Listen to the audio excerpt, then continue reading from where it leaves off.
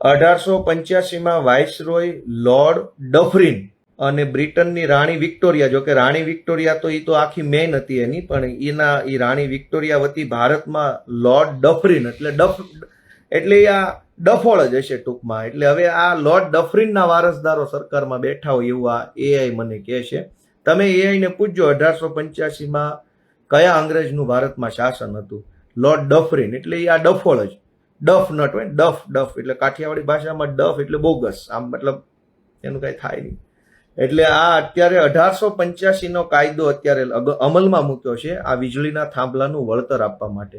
હવે 1885માં કેટલું વળતર હોય, ત્યારે રૂપિયાની કિંમત શું હોય, જમીનની કિંમત શું હોય, પાકની કિંમત શું હોય, સમાજમાં મોંઘવારી કેટલી હોય, પૈસાની કિંમત કેટલી હોય. આજે 2026 છે તો આ લોર્ડ ડફરિનના વારસદારો જે કાંઈ છે એને મારી એટલી જ વિનંતી છે કે ભાઈ હવે તમે લોર્ડ ડફરિનમાંથી લોર્ડ 2026 થાવ, નવો કંઈક સારો કાયદો લાવો અને ગુજરાતના જે કાંઈ ખેડૂતો છે એને તમે સારું કંઈક જમીનનો ફાયદો મળે એવું કરી આપો.